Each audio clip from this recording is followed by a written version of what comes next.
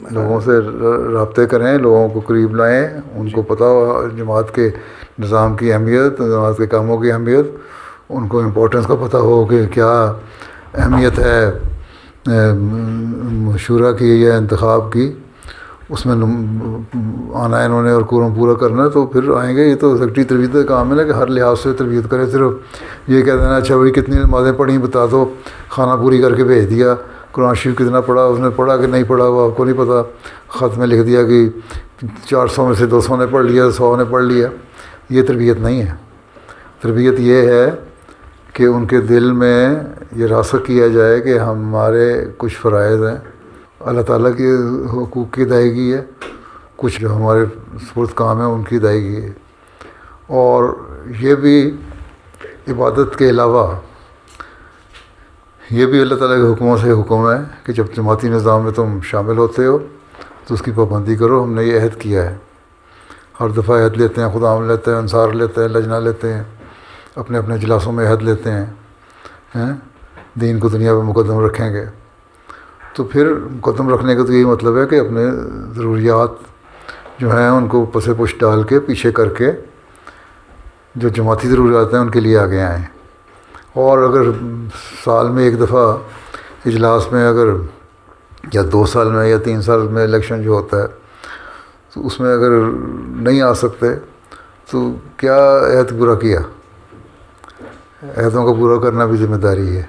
और ये सेक्रेटरी तरबियत का काम है कि लोगों के दिलों में दिमागों में अच्छी तरह डालें कि तुमने अहद पूरे करने हैं। सिर्फ सती किस्म की रिपोर्ट दे देना या एक रवायती रिपोर्ट दे देना जी हमारे इतने लोग नमाज़ पढ़ते हैं, उस नमाज़ पढ़ते थे, कौन सा कमाल कर दिया, नमाज तो फ़र्ज़ है। हज़रत मुस्लिम सल्लल्लाहु अलैहि वसल्लम ने लिखा है कि जिस दीन में इबादत नहीं वो दीन नहीं। और इबादत की तारीफ़ आपने यही की नमाज, 5 वक्त नमाज़ें पढ़ो। तो ये 5 वक्त नमाज़ें पढ़ लेना तो कोई कमाल की बात नहीं है, ये तो फ़र्ज़ है। अल्लाह ताला का हक़ अदा नहीं अगर कर रहे तो फिर वो अहमदी किस बात का। ठीक, कुरान शरीफ पढ़ना है, तिलावत करनी चाहिए, ज़रूरी है, चाहे 1 रकू 2 रकू पढ़े तभी दीन का इल्म हासिल होगा। ये भी फ़र्ज़ है एक अहमदी मुसलमान का। इसके अलावा जो बाकी काम है, इंतज़ामी काम है, उनमें अपना हाथ बटाना, उनमें अपना वक्त देना, तबलीग के लिए बाहर निकलना, तरबियत के प्रोग्रामों के लिए बाहर निकलना, अपने घरों में तरबियती माहौल पैदा करना, ये चीज़ें हैं जो ज़ायद चीज़ें हैं जो हर अहमदी को करनी चाहिए। उसके फिर एक माहौल पूरा जब सारे ये कर रहे होंगे तो ये जो मुश्तरका कोशिश है ये फिर उनको बेहतर करेगी। फिर इनको शिकवा नहीं होगा कि आज 3 साल के बाद मजलिस इंतखाब का ऐलान हुआ है तो वहाँ कोरम पूरा नहीं हुआ, या इलेक्शन के वक्त कोरम पूरा नहीं हुआ, या खुदामुल अमजा को शिकवा नहीं रहेगा, या लजना को नहीं रहेगा, अंसारुल्लाह को नहीं रहेगा। हर एक के अपने अपने कोरम वक्त पूरे होते रहेंगे। तो ये तो एक रूह पैदा करने वाली बात है। बहुत बड़ा काम है सेक्रेटरी तरबियत का।